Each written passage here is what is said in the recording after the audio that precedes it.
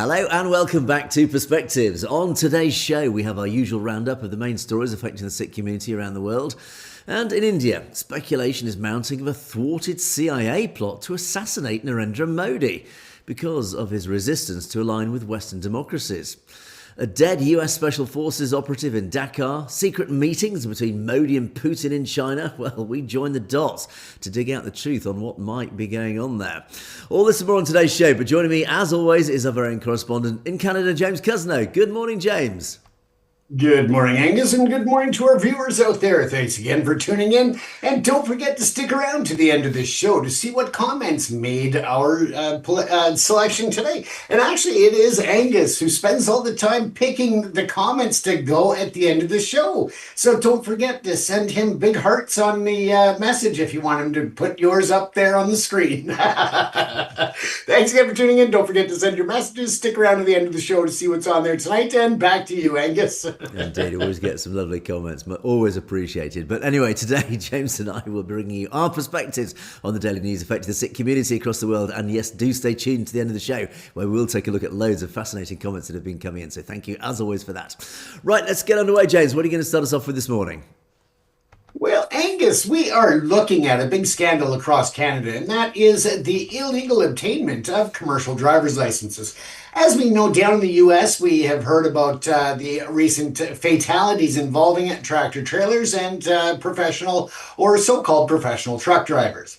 However, what people may not be aware is that Canada is also very much on the same page when it comes to rooting out all of these people who are driving on the streets with these tractor trailers barreling with tons of cargo down these streets and whether or not they are safe.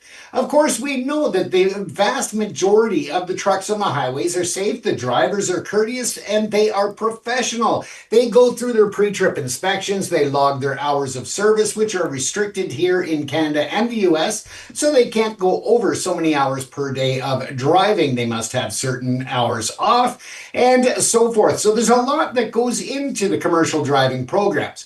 In Alberta, for example, Premier Danielle Smith is actually looking at turning the truck driving industry into what they refer to as a red seal trade program. So therefore, they are considered tradespeople, not just electricians or whatever to hit red seal, but now adding professional drivers. As we take a look at this, ladies and gentlemen, one of the big things that we see that's a cause of accidents with the tractor trailers in British Columbia and Western Canada are drivers who are unfamiliar with the roads, the highway systems, and the safety protocols. At this point, when these trucks, this is the Zapalis, I believe, or Zaplis, I always mispronounce it. It is a brake check on the Coquihalla Highway. For anybody who's watched the TV series that's called Highway Through Hell, will recognize this area. It is one of the most treacherous sections of highway in the Western Canada region. The grade is at about 8 to 8.5%. For those who are not professional drivers or understand what that means, is that as the highway goes down, it is dropping 8.5 feet for every 100 feet forward it goes. So the elevation drops by the 8.5 feet for every 100 feet it goes forward.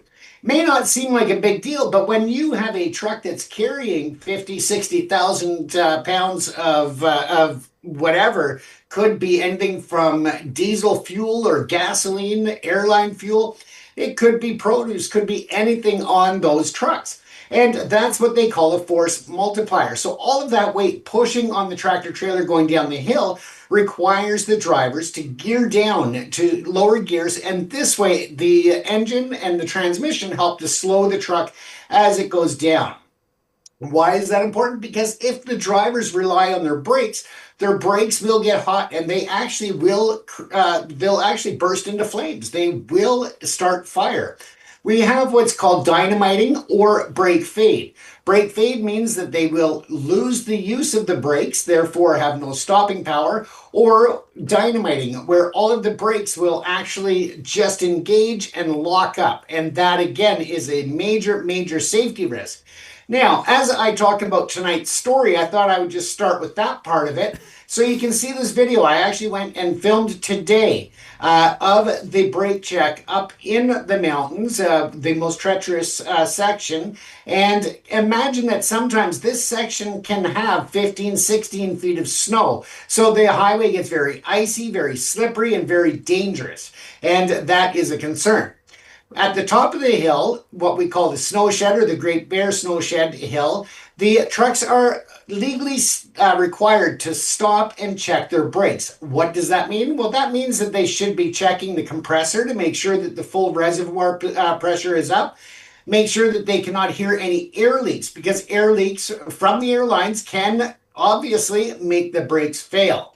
Glad hands, which are the little connectors, and they look like hands that kind of click together, and that feeds the air system to the trailers. There should be no leaks there, and making sure that those are also secure. Make sure that as they walk around the truck, they check the hubs and the rims or the drums, and make sure that they are not hot. Because again, if you are at the top of the hill and your brakes are already overheating, you are undoubtedly looking at a catastrophic or potentially catastrophic event going down that hill. This section is called the crusher and the crasher, depending on who you talk to, because this is the site of fatal accidents all of the time. It is very, very dangerous, and it happens quite a bit. Now, a lot of trucks, and the reason why I brought this up first is because I'm going to play a video in the background as I go over tonight's story. That's why it's not playing yet. Now, this is the brake check. You can see how many truck drivers that pull in here actually check their brakes, and Morrison Windows was the first one in that we caught pulling in. I would say that possibly 5 out of 25 of those individuals actually did a brake check. Other than that, they sat in their cabs, had something to eat, or they went and got a coffee because there's a coffee stand there, or used the restrooms. They did not even walk around. A lot of these truck drivers, some did. This gentleman here that you see in the background now pulling up the flashing light, he did do a proper brake check walk around, but it could have been more thorough, but we'll give him the benefit of the doubt. Now, the reason why this is important is because at this time there is a large investigation going on and recall of driver's licenses. And this reaches from Ontario to British Columbia to Saskatchewan, provinces coast to coast. And why it's happening is because it is looking at the experience and the training programs that are in place for professional drivers. Now, on July the 19th, 2022, traffic slowed for construction zone on Highway 30 in Brossard, Quebec. For 7 vehicles, it was just routine. They were delayed, they stopped, and that was it. However, one driver of an approaching semi-truck made a very fatal mistake and a miscalculation. That vehicle failed to slow down, plowing into the line of cars with a catastrophic chain reaction. Now, the chaos, when it subsided, a 42-year-old woman and her 11-year-old boy were dead. 10 other people were injured. The driver was later arrested in the United States and extradited back to Canada to face charges of dangerous driving causing death and bodily harm. So again, the driver fled what he thought was the jurisdiction, but we have close ties with the U.S., especially with something so serious. Now, the crash was not an isolated incident. It was a symptom of a deepening crisis on Quebec's highways, where deaths from accidents involving heavy vehicles actually surged by 35% last year. The alarming trend has become so severe that it has prompted the provincial government to launch a public inquiry into the role of inexperienced and poorly trained drivers. And that's where it has expanded across the nation. It's not just in Quebec that this investigation and inquiries went. Now, for many Canadians, these events echo a national trauma that is still particularly fresh. And that was April the 6th, 2018, when a semi-truck ran a stop sign at a rural intersection near Tisdale, Saskatchewan. And that truck collided with a bus carrying the Humboldt Broncos junior hockey team. The crash killed 16 people and injured 13 others. Now, that, of course, really seared the issue of truck safety and driver safety into the minds of Canadians.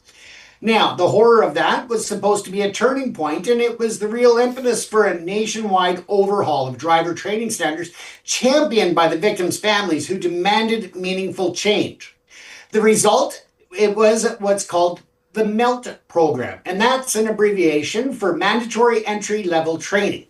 And that was a new and supposedly rigorous standard meant to ensure that no driver is unprepared, as this driver was, to get behind the wheel of a big rig again. Unfortunately, it raises deeply unsettling questions. If Humboldt was the wake-up call that led to stricter training, how are tragedies like the one on Highway 30 still happening? Well, the answer, unfortunately, uncovered by a series of provincial investigations and whistleblower leaks and industry warnings, is that the reforms born from this tragedy have been systemically undermined. A well-intentioned policy has been corrupted by a system rife with fraud, crippled by lax oversight, and fueled by economic pressures that prioritize cheap labor over public safety. The initial response to the Humboldt tragedy, by adding significant time and cost to the licensing process, did not fix the problem. It inadvertently created a more sophisticated and lucrative black market for fraudulent credentials, leading to a new generation of unqualified drivers on Canada's roads. Now, the epicenter of the crisis in Ontario, where a sprawling and deeply rooted network of fraud has compromised the entire commercial driver licensing system, from the classroom right to the final road test. In September of 2025, the facade of a secure system began to crumble.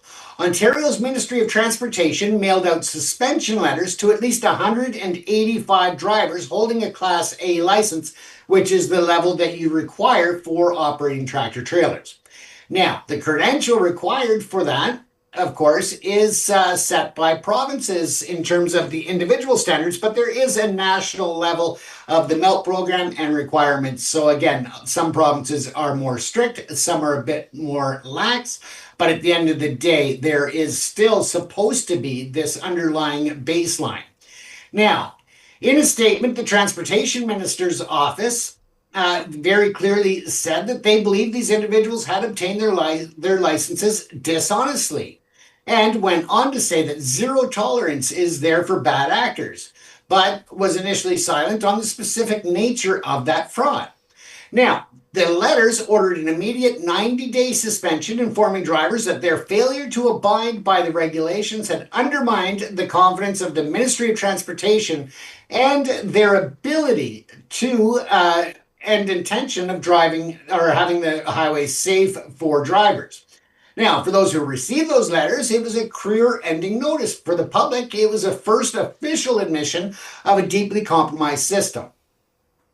Now, what's happening and why this happened and why they actually are looking at up to 1,500 more drivers having their licenses pulled, and that's a lot of trucks on the highways, ladies and gentlemen. The roots of the fraud trace back to a burgeoning industry of shady driving schools. One driver, identified only as Tony, recounted that he just paid $5,000 in cash for his training and road test in a language other than English. And when he later received a letter from the Ministry of Transportation of Ontario ordering a retest, he returned to the school's facility to find it had completely vanished. Now, Tony's experience is not unique. His story is a microcosm of a scheme uncovered by a multi-year joint investigation involving the Ontario Provincial Police and the Quebec Provincial Police. That began in March of 2019 and continued on and expanded to other police agencies across the country. And the probe found widespread fraudulent activity in all provinces designed to circumvent official processes, including the use of interpreters that, instead of interpreting, were actually helping them cheat on the knowledge test and giving them answers. And the illicit licensing of non-Ontario residents also became a big issue in that investigation, and the complete bypass of the MELT standards. Instead, they were getting false certifications saying that they did complete them, but never actually did whatsoever. Now, investigators identified over 200 cases where students had allegedly committed fraud to acquire commercial licenses, and at that point was falsifying their driver experience from past records. Now, while the fraudulent schools provided a pipeline of unprepared students, the corruption extended into the very heart of the official testing system. In November of 2023, an internal memo was leaked from Serco, and that is the private for-profit company contracted by the Ontario government to operate its drive test centers. The memo was a bombshell. It admitted that a number of employees have either resigned or been terminated following investigations into inappropriate and illegal behavior. The document detailed a stunning range of corruption, including examiners just accepting bribes to issue the road test passes. So even when people were dangerous, they just had to pay the instructor to pass them. That was manipulating certificates, in addition, they were manipulating certificates for manual versus automatic transmissions and falsifying driver experience records on official documents. Now, the drive test examiner who leaked out this information really said that there is a massive, massive risk to the lives of anybody on the highways.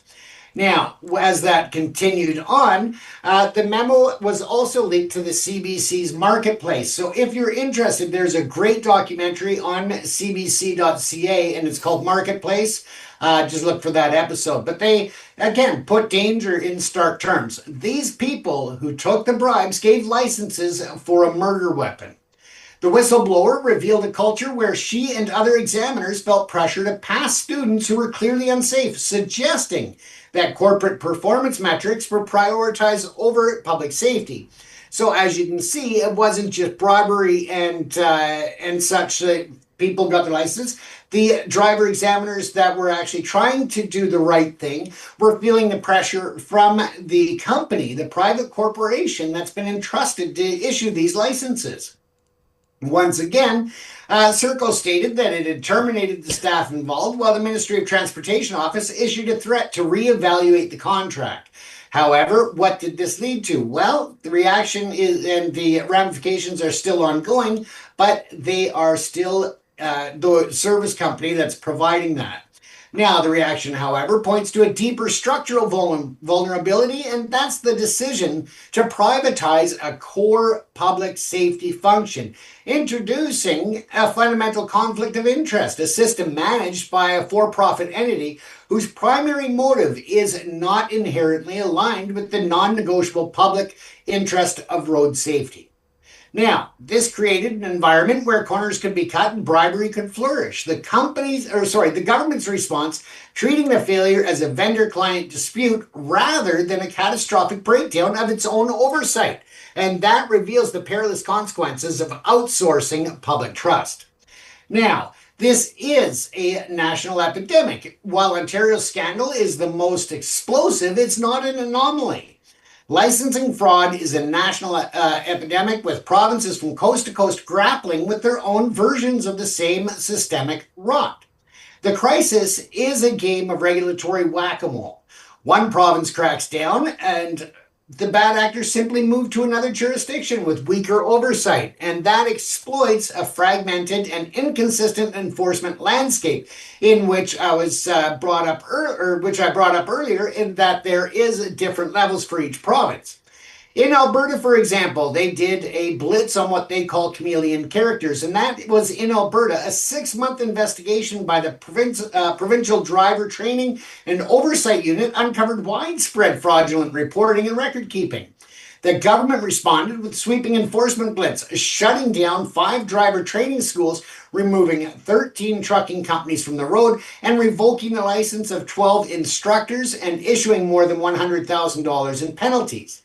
Now, the investigation highlighted the sophistication of these illegal operations, particularly the rise of chameleon carriers.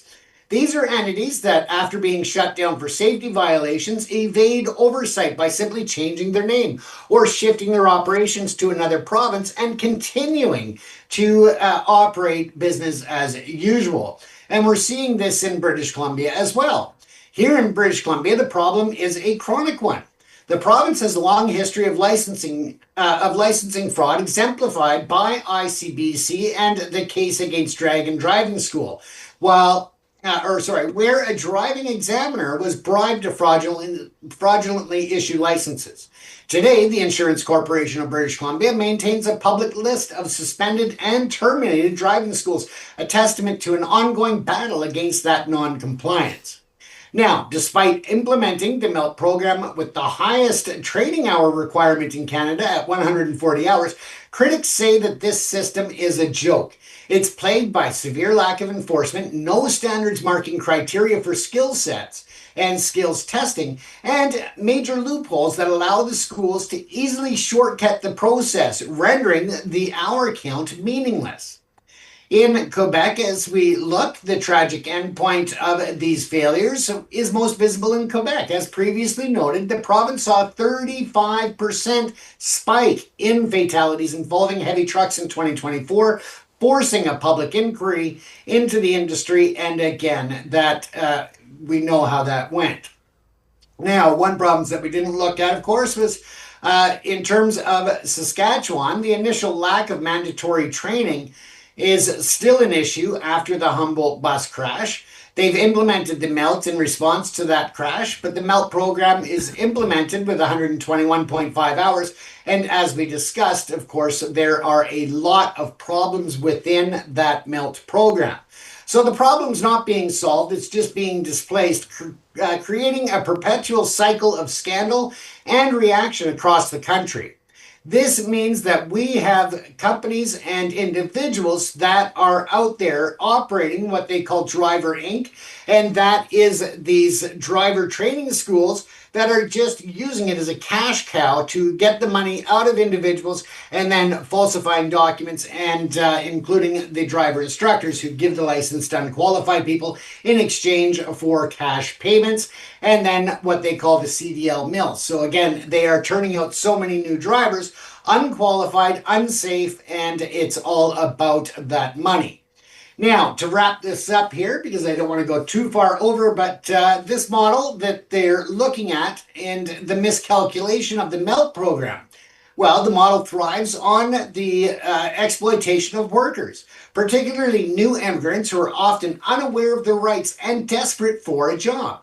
There are drivers such as Cousineau Singh, who came to Canada as an international student and shared a story of being misclassified by two separate companies. Not only did they steal wages, but the company forced him to train a new driver immediately after his own trainer crashed into a concrete wall at the border crossing.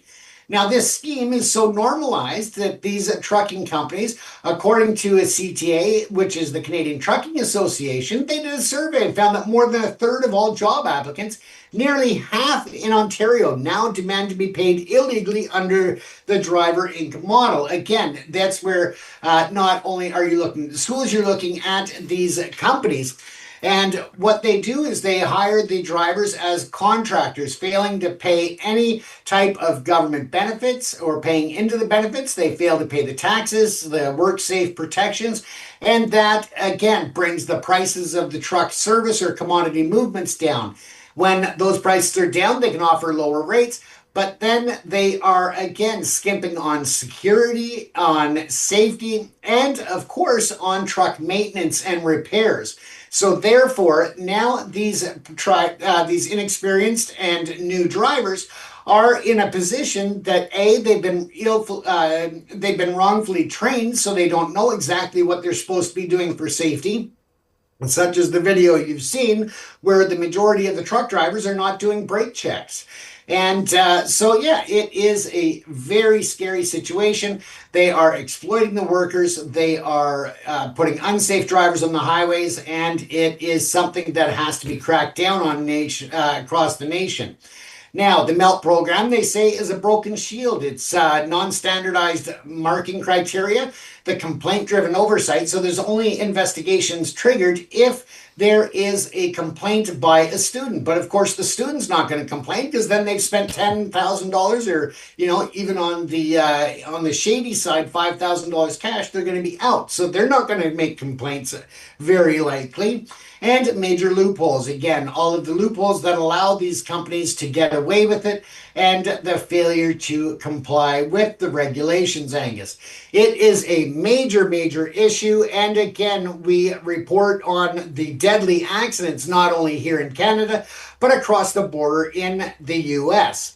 Why is that such a big deal? Well, because in Canada and the United States, we are major trading partners, and the majority of the freight that goes between our two nations back and forth accounts for billions of dollars a month or even a day across all of these border crossings along the 49th. But at the end of the day, if they're unsafe in Canada, they're unsafe in the US. There's no distinction, and vice versa. So therefore, some people are calling for a North American standard when it comes to not only the driver's licensing, but also a standard when it comes to driver instructors, driver training schools, and mandatory reporting when it comes to sharing information of discredited trucking companies. So this way they can crack down. I will point one thing out to you, Angus, that I thought was very interesting. Oh, geez, I really went over. My apologies. But one last thing is that you hear all the time people blaming the Sikhs or Hindus or other minorities for the risks on the highway. I'll have you note that it was almost everyone that did the brake check was actually either Sikh or darker skin, but mostly the Sikhs that were actually doing the brake check as they are supposed to do for safety. A lot of the Caucasians and others were the ones that were not doing brake checks, Angus. Yes, interestingly, I was obviously watching that video as you were talking, just out of curiosity to see how many of these drivers are actually going to get out of the cabs and do this supposed brake check. And I actually saw, well, in fact, there's only one really that springs to mind, maybe two at a push, but the one I could certainly identify was a Sikh walking around his truck, clearly checking everything as he should do. And you would expect, if this was an obligatory truck stop, that they would actually, you would see every driver walking around. I saw, was it one driver in that whole 20 odd minute video? So clearly this is being used and abused, this whole system. And one thing that sprung to mind is you put CCTV on that truck stop, and that would be an immediate deterrent to avoiding this whole issue, because God forbid that there is an incident one day down that hill, is that it's very easy to rewind the CCTV and see, did that truck driver check his rig before actually starting that descent? And again, just the knowledge of that, if those drivers knew that they are being watched and they skimp or they skip their check, then they know they're going to be in deep trouble. But yeah, it's a terrible story, this, because it does bring to mind, I used to work offshore many years ago in the oil industry, and I used to work on offshore oil rigs, and it always, sadly, and this is reflected in your story, James, about the trucking industry, it always takes a massive tragedy to bring about change. In the offshore industry, certainly here in Europe, in the North Sea, we had what was called the Piper Alpha disaster back in the 80s or 90s, and that was a terrible incident where there was a massive fire on a platform, and over 100 men died, and it was a preventable incident.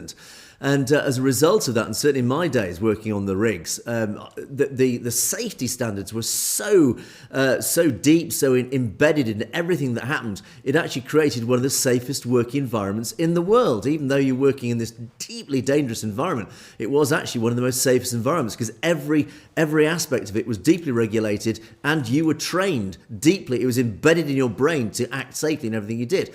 But it took a terrible incident like that to bring about that change, but also enforcing that change, make sure that change, those new regulations are enforced. And clearly this is failing in the trucking industry, certainly in North America, because once again, it took that terrible tragedy, it was the Humboldt bus tragedy, where so many young people died as a result of a terrible accident that regulations were unsurprisingly brought in. But are they being enforced? Well, clearly not.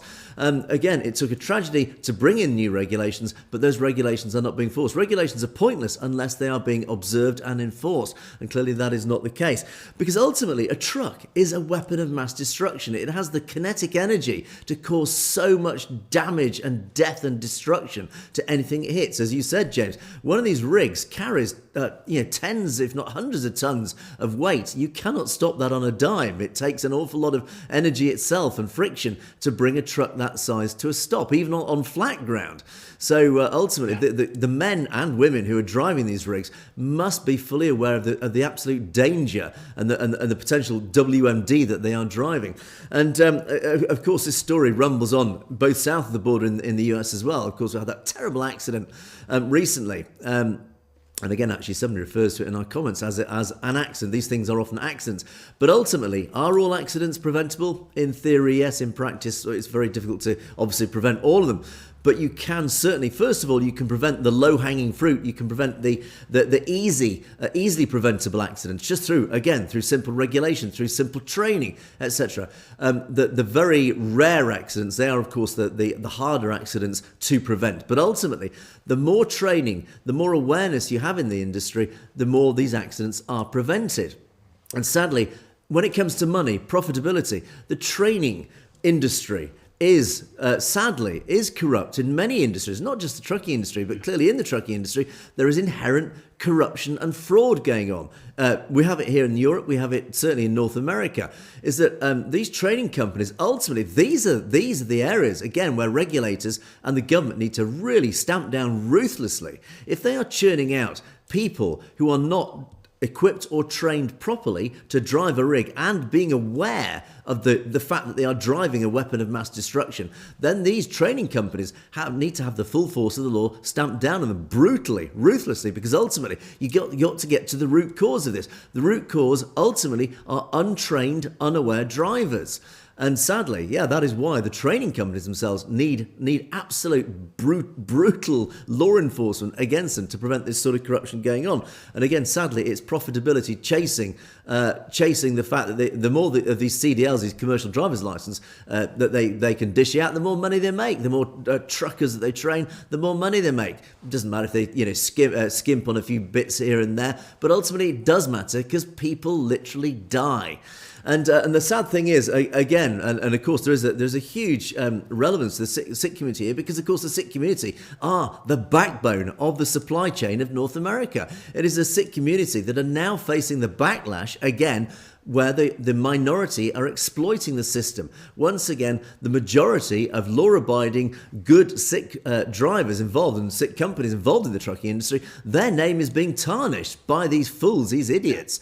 And sadly, when we hear it, in fact, it is the Sikh trucking companies and those who own these companies who actually are at the vanguard of the campaign to try and enforce these sorts of things, despite the right-wing extremists saying, all Sikhs, it's these wretched Sikhs in the trucking industry who are exploiting the law, etc., or flouting the law. No, it's not. It's actually the Sikhs who are at the forefront of this, trying to stop this exploitation of the system, to try and stop tragedies like this happening over and over again. And sadly, yes, it was. We had that terrible accident recently, where, of course, that Sikh truck driver, it was a mistake. He made a stupid mistake. Sadly, people died. But ultimately, it is the wider community that are being tarnished. It's giving ammunition. It's always about giving ammunition to the critics, to the right-wing extremists, whether it's Hitler or whether it's right-wing idiots in North America. All it does is gifting them propaganda to attack the community. So again, a very, very important story, James.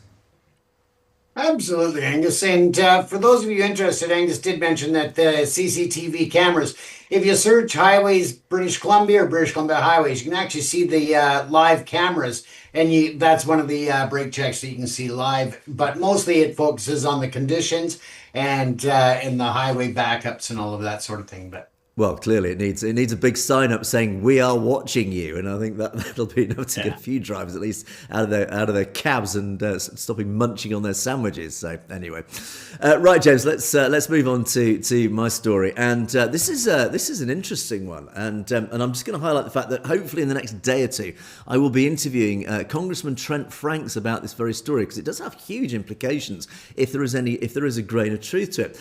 This is a story that's come out of India. And it's very hard to find any sort of corroborating evidence, which I think lends to the conclusion that I'm going to reach at the end of this story. But I just want to highlight just some of the facts that have been brought out and how they've been put together in the story. It's written in the Organizer, which labels itself as the voice of the nation. This is unsurprising. It's an Indian outlet. Now, they referred to quite an interesting situation, and again, facts are sparse.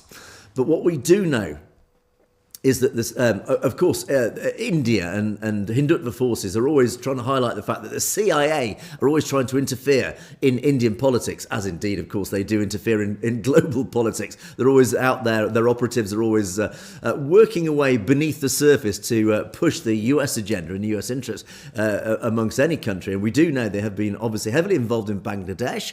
And we had last summer, we had the Prime Minister of Bangladesh fleeing literally for her life. And so there's all sorts of stuff going on in Bangladesh. But recently, at the end of August, it was announced that a US Special Forces officer, a guy called Terence Arvell Jackson, was found dead in his hotel room in Dhaka, in Bangladesh, Dhaka being the capital of Bangladesh, on August the 31st. Now, in itself, this is quite a... Well, first of all, why is a US Special Forces officer in Dhaka, in Bangladesh, in the first place? Also, then, it raises the question, how on earth did he die? Again, we don't know. But analysts, as a result, are speculating that he might have been there as part of a plot to assassinate Prime Minister Narendra Modi. This is a huge accusation.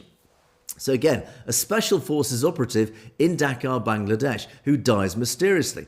So this article then, as it says, and you can it's clearly written by an Indian, because the language used is, if you're used to reading in Indian English, the English is quite interesting, because again, it clearly is written by an Indian, and it talks about weaving the dots. In fact, the English phrase is actually joining the dots. And what the journalists and what the people behind this article have said is that they have cherry-picked facts on the ground and put together. They have joined the dots to create this interesting story. And they said, yeah, this guy, Terence Arvell Jackson, he was found dead in his hotel room in Dhaka at the end of August. Now, the superficial reports are suggesting he was posted to Bangladesh. Apparently, the cover story is he was there to train the Bangladesh army on St. Martin's Island. St. Martin's Island is a very small island just off the coast of Bangladesh in the West Bengal sort of area. Now, the day when he was found dead, Modi himself was actually in China, in Tianjin, to attend the Shanghai Cooperation Organization, the SCO summit. After that summit, he was pictured inside the back of a car with Vladimir Putin, having supposedly intense talks. I'll actually just show you the picture there. This is a picture taken of the two of them in the back of this car. They were in the back of that car together for 45 minutes, and they were actually seen in intense sort of discussions. So clearly, whatever they were talking about was pretty serious. Now, Indian and Russian intelligence forces, in a joint operation, neutralised the US security official in Dhaka. This is what now this article is claiming. They're saying that the FSB, that's the Russian intelligence agency, and RAW, the research and analysis wing, that's the Indian intelligence agency, joined forces in a joint operation to neutralise what they believed was this US security official in Dhaka who was plotting to assassinate Prime Minister Narendra Modi. And as a result, they believe that this meeting between Modi and Putin in the back of this car was all about this, because this 45-minute intense discussion happened just before the murder, that's my word, the murder, the death of this US Special Forces officer in Dhaka. On September the 2nd, just a day after returning from Tianjin, Narendra Modi then addressed a conference. It was a Semicon summit in New Delhi, and he made the following statement: "Are you clapping because I went to China, or are you clapping because I came back?" The implication there is are you surprised to see me back? In other words, were you expecting me not to make it back? In other words, again referring to a potential assassination attempt. Now, the attempt by the CIA to destabilise India or create anarchy in New Delhi and aim to establish a pro-US puppet regime is not an alien aspect. It wouldn't be a surprise, is what this article is saying. Then the article it goes on, and it sort of wraps up the article with this sort of great diatribe of sort of anti-US and pro-India rhetoric. It says the government of India, led by Prime Minister Modi, will not bow down to any external aggression, threats, or irrational compulsions, be it the illogical claims of Trump that he mediated between India and Pakistan to halt the conflict. And again, you can see the very pro-India bias of the way it phrases this, because of course Donald Trump was credited with actually calming and de-escalating the situation between Pakistan and India after the Pahalgam attacks, that terrible terrorist attack. And so they're now having a go at Trump. And then they're saying, or be it in terms of purchasing Russian oil to ensure energy security of the country. In other words, because of course the West has accused India of purchasing illegally, against international sanctions, purchasing Russian oil to fuel the Ukraine war. And they're saying, basically, again, the narrative on this is saying, look, we're only buying this oil to ensure the energy security of our country. So you can't blame us for it. Well, actually, we do. But anyway, albeit indulging in a firm and solid trade negotiation without compromising the economic security of the nation. This new India is firm, it's solid, it's bold. New India will not yield, it will not compromise its national security and priorities for the sake of foreign powers and their irrational ambitions, etc., etc. So in other words, the whole sort of final section of this article is this, as I say, it's this pro-India rant. It's a whole paragraphs of we will never yield, we won't bow down, new India is rising up, we won't bow down to the aggression and these CIA plots to assassinate our leaders, etc., etc., etc. So, but okay, let's pick apart what this story is talking about. We have the dots that they're joining together. We have a US Special Forces operative. He is operating in Dhaka, Bangladesh. He's found dead under mysterious circumstances. Why was he in Dhaka? We have Modi and Putin meeting together, having intense conversations in the back of a car, and then we have Modi returning and making the statement, "Oh, you're surprised to see me back." So, in reality, this is a huge accusation. Why would the CIA want to assassinate Modi? And the accusation is quite black and white here. It's saying basically the US government are trying to assassinate Modi because he will not play ball. He will not align with the West. So as a result, Modi has consorted with his counterpart in Russia, Vladimir Putin, and they themselves have come up with this plot. We do know, thanks to intelligence that's come from either the FSB, that's the Russians, or the RAW in India, that we've discovered that there is this US operative in Dhaka who's running this operation to assassinate Modi. We in turn must launch our counter-attack through the intelligence operatives and assassinate the assassin himself. And that is basically what they reckon has happened. Now, the reality of this story is it's probably complete and utter rubbish. Why do I say that? Because, in fact, the facts are very few and far between. But what we do know, first of all, the organiser is well known as an RSS mouthpiece. It regularly spouts absolute utter nonsense. It spouts pro-Modi propaganda. It is absolutely at the forefront of the Godi media. It stands as a beacon of prime examples of propaganda, etc., etc.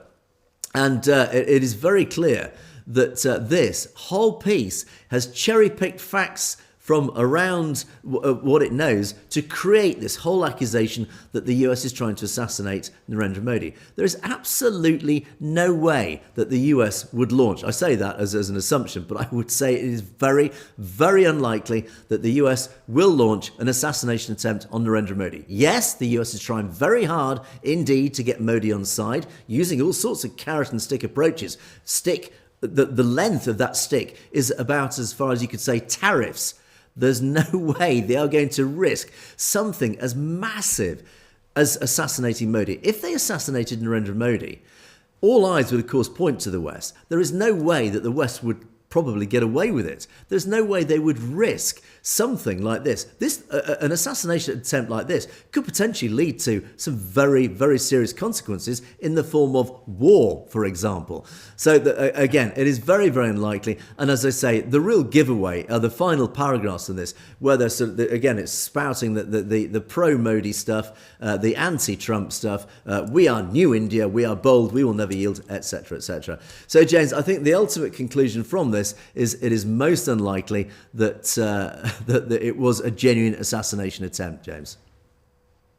Absolutely, Angus. And let's remember that a lot of people just mysteriously fall out windows of hotels that where windows don't even open when it comes to Russia. So again, they are usually quite active and they have no problem calling out the West, especially when it comes to the US on hypocrisy and all of that. So as the US, as Canada goes forward making those accusations against Modi and against India and such for transnational repression, you know darn well that if this was a true story with evidence and fact-based evidence, they would be screaming it from the rooftops everywhere to counter the narrative of their transnational repression, Angus.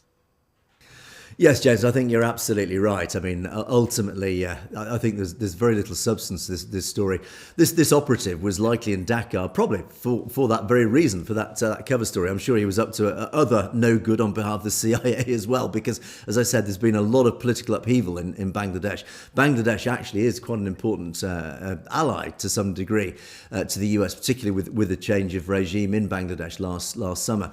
So it is likely the guy was just there doing some genuine intelligence work that had nothing to do with Narendra Modi. And as I think likewise, I think if this was a genuine story, I think Narendra Modi would himself be out talking about it very loudly. So anyway, James, let's move on to our comments section. And as I said, loads of wonderful comments from our audience. Thank you to our audience for your contributions, which have been coming thick and fast. And we start off with Pam Singh. Pam, thank you for this comment. This is talking to me. This is about the contributions. I'll read the comment because it's actually quite educational for us, James. Because I talked about when I visited Gurdwara, I had to, obviously to give an offering, but this is part of the whole concept of Sikhi. Is that you have this obligation to donate, and as you rightly call it, you call it the daswand, which is the 10th of your earnings every week or month. And by the way, you do correct my pronunciation of akal takt, as you say akal takt. I can't even pronounce it. Forgive me, Pam. I'll just keep calling it akal takt, and hopefully our audience understand what I'm saying. I'll have to improve my Punjabi on that one. But let me just on the daswand. I'm just going to give you, again, this is for our audience who might not know sort of the more details about what daswand is. This is a Punjabi word meaning 10th part. Literally, it translates as 10th part. It's the 10% of one's income that one should donate, both financially as a tithe and directly in the form of seva or self-service, according to Sikh principles. And it falls into Guru Nanak Dev Ji's, the first guru's, concept of Vand Chaka and Kirat Karo. And again, apologies for the pronunciations, please don't correct me too much on that one. And the practice was followed during the fifth Guru, that was Guru Arjan Dev Ji, and many Sikhs still continue to carry out this practice to the present day. And the idea of sharing and giving was nourished by the institutions of Sangat, of course the Holy Congregation, and Langar, which of course we talk about a lot about, this community kitchen that the fifth Guru had established. Sikhs believe that whatever one gives in charity, they shall receive back manyfold to their benefit in return, in both a material and a spiritual sense, as the two realms are inseparable as per Sikh theology. So thank you, Pam, for our again another step in our educational journey there, James. Absolutely, and that's something I'm a firm believer in as well when it comes to giving back and supporting others. So I think that's another reason that I have so much respect for the Sikh religion and culture, is just because there's so many things that I find fascinating, but also firmly believe in and support. Indeed. And next comment from Miracle Child. This is again after my podcast with Layla. The British really caused the greatest harm to Sikhs. Muslims have 56 countries, yet they got Pakistan. Sikhs got genocide. Now this is a point that's actually come up before. Is that the Muslim countries are all around the world. So the Muslims do have their own countries. Jews have their own country in the form of Israel. Why then do Sikhs not have their own country? And that's actually a very good point. All Sikhs got in return, actually, as you rightly say, was genocide. But what did you say? And I actually disagree with this. British really caused the greatest harms to Sikhs. I would say, in defence of the British, is that what differed the British to modern day India is the British did not actually discriminate against Sikhs. The British just treated everybody as underdogs, equally as underdogs. They didn't actually specifically target the Sikhs. But what I would also say, again in defence of the British, I'm not no defender of of the empire. I mean, the history is history, you can't change it. But what I would say is that the British, and particularly the British military, recognised the huge bravery, the huge military heritage of the Sikh people. They recognised basically fellow braves, to borrow a phrase. They recognised fellow braves. That is why they invited the Sikh soldiers to join the British army, as they did with the Gurkhas in a very similar situation. So the British actually had a very deep respect for the Sikh people, despite the fact their empirical ambitions and the fact the British did just what the British did during those times. They built their empire. But when they came up against a foe that they deeply respected, they saw them literally as fellow braves. And that is why, again, there is actually a deep tie, militarily speaking, between the British and the Sikh people, and why the Sikhs are, frankly, an honoured part of the British army and will forever remain so, in the same vein as they do with the Gurkhas. So I'll just pick up on that point, Miracle Child. But yeah, that's notwithstanding the damage that the British people did to the Sikh Empire, etc., etc. And then the final thought, Layla is very beautiful and very thoughtful. Oh, what about me then? Am I not beautiful and very thoughtful, James? I take that one personally. I wouldn't take it personally. We're getting up there in age, so we lose our charm, I think, Angus. Indeed, absolutely. But what I would say is Layla is a very intelligent person, and actually, I would look beyond the looks and respect her as a very intelligent journalist. Critics Corner. I'm delighted to say Critics Corner is back. And we very rarely these days, James, we very rarely get comments like this. Piss off whoever you two are. And I had to chuckle at this because I don't understand why we don't get more comments like this, particularly from Indians and Hindutva forces who hate what we're doing. But this was a rare introduction, a rare insert in our comments column from Rowan, 4256. Thank you, Rowan, for this. As I say, it did raise an absolute chuckle. The intelligence that exudes from this comment has just bowled me over. Surely you could have come up with something slightly better than this, but as I say, its simplicity was effective and it made me chuckle, which in itself was worth an entry on Critics Corner, James.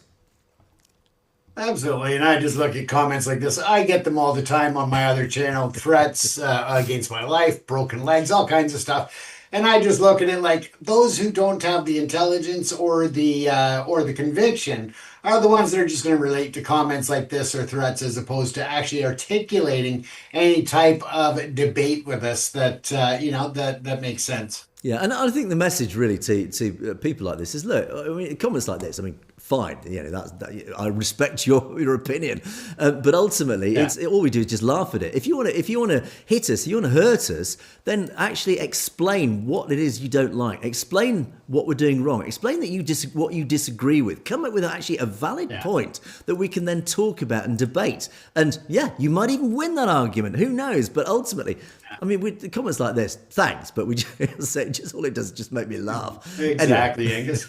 Right. Anyway, S-Bane, let's get more serious now. Targeting Sikh drivers is likely right-wing trolls or Hindutva types. There is a reason why accidents are called accidents. Yeah, this is the comment I referred to earlier when we talked about the trucking jets. They're not a reflection of normality. Sadly, they are, by definition, accidents. Well, I used to work many years ago when I was in the oil industry. I did work partly in the HSE, the health and safety side of it, for a period, in the training side. And there was a theory that every accident is preventable. In theory, it is. In reality, it's very hard, obviously, to prevent absolutely every accident. Otherwise, there would never be an accident on planet Earth, James. Exactly, and they're called an accident for a reason. It's not called an intentional, it's not called an on purpose, it's called an accident. Indeed, and the one I always used to throw back was, well, what happens if I get hit by a meteorite? You can't exactly, but then theoretically you could prevent that. You walk around with an iron plate above your head. Again, impractical, so. Anyway, that's a whole different rabbit hole we could go down. Let's move on to K-Sig's comment. This is an interpretation of what Diwali stands for under the political science of the Sikh religion. A free PDF. Thank you for this comment. As you say, the Aryan goddess Sita. Aryan, of course, being the supreme white race. Again, it's Nazi sort of ideology. This the Aryan goddess Sita is captured in the Dravidian, the Black King Ravan. 13 years later, the Aryan god King Ram leads an an army of monkeys, Dravidians, who cross the strait, separating India and Sri Lanka, defeat Ravan and rescue Sita. On the way home, Ram and Sita's path is lit with lamps, and hence Diwali, the light, by a grateful population. In January, in Hindu India, at the festival of Dussehra, Ravan's image is burnt from... Oh, that comes from that book I quoted at the beginning. I don't know how true that is, James, but, well, there you go. It's an explanation, certainly from the Sikh perspective, what Diwali stands for. Absolutely, and thank you very much for sharing that comment with us. It's always something that we to pick up these bits of information and we run with it to learn more about it. So again, it gives us a starting point to learn more. Yeah, and if there is any comments from our audience on that one, I'm sure there's... I don't know how true this is, and if it's not true, I'm sure there'll be commenters making a comment about that. But anyway, thank you for that enlightenment, if you excuse the pun. And then final set, TC. Oh yes, thanks, Angus. James. Hope you feel better, Angus. A lot of calls about presently. Yes, indeed. Apologies for I had a sneezing fit in the show a couple of days ago, and I've been really struggling through for the last 2 days. I'm getting slightly better. You'll notice the box of tissues has now disappeared, so I'm slightly better now, James. But it has been a bit of a struggle. And he's still in trouble for spreading it to his wife and family. So Indeed. There is actually an awful lot about it. In fact, I think it's, I don't know about North America, but certainly around Europe, half of Europe seem to be poorly at the moment. So clearly there is something going around. It is that season, sadly. Satinder Hassan. Exactly. This made me laugh as well. Great news, both authentic and desirable. Thank you. Now, what I couldn't work out here, James, is authentic and desirable. Was that the news, or is that me and you, James? Are we both authentic and desirable? Well, authentic anyway. Sadly, clearly not desirable enough. Sadly, not as beautiful as Layla, according to the earlier comment. But anyway, and then we'll wrap up with this is Waqar Hussain. Now, again, this is an assumption on my part. Apologies if I'm wrong, but Waqar Hussain is to me is a Muslim name and probably a Pakistani name. And again, I always love to see support coming from certainly other communities outside the Sikh community. And again, let me know if I'm wrong on this assumption, Waqar. But if you are a Pakistan Muslim, for example, let me know, because it's fantastic to see that support for Khalistan is outside the Sikh community. We do know it is. We do know there are many people in Pakistan, certainly who watch the show, who are up for this whole concept of Khalistan, because of course they can benefit just as equally as anybody else from any community, James. That's right. Yeah, and that's just it. The impact will be far-reaching, and it will impact Pakistan as well. So there's a lot of reasons why it would work and why there's support there. And we always encourage you to share with us where you're watching from. And yeah, we love to know what parts of the world our viewers are from, because it shows our reach. Indeed it does. So do spread the word, as we often say. And talking of which, we will sign off today's show with the final comments from Sardar Gurmeet Singh and Rinku Singh. It's the old Waheguru Ji Ka Khalsa, Waheguru Ji Ka Fateh, Khalistan Zindabad, James. We always like to end on that positive note. That is very true. Indeed we do, but there we must bring perspectives to close for another day. And as I said, do keep an eye out for the podcast. I've got a couple of podcasts this week. One on Friday will be with Dr. Graywell, Grinder Singh Graywell. Fascinating subject. Do keep an eye out for that, uploaded on Friday. And then hopefully, fingers crossed, I will be talking to Congressman Franks either today or tomorrow about that story about the potential alleged assassination attempt on Narendra Modi by the CIA. Anyway, do keep an eye out for that. But anyway, in the meantime, do keep your comments coming. Thank you for all the comments that we have received. There have been some great comments, some really educational, interesting ones. So do keep those coming. Don't forget, you can, of course, message us directly at message@satlogetv.com if there's anything you'd like to bring to our attention directly. But that's it for another day. Thanks so much for watching. It is a goodbye from me. It is a goodbye from James. Stay safe, everyone. You have, of course, been watching Perspectives. We will see you next time.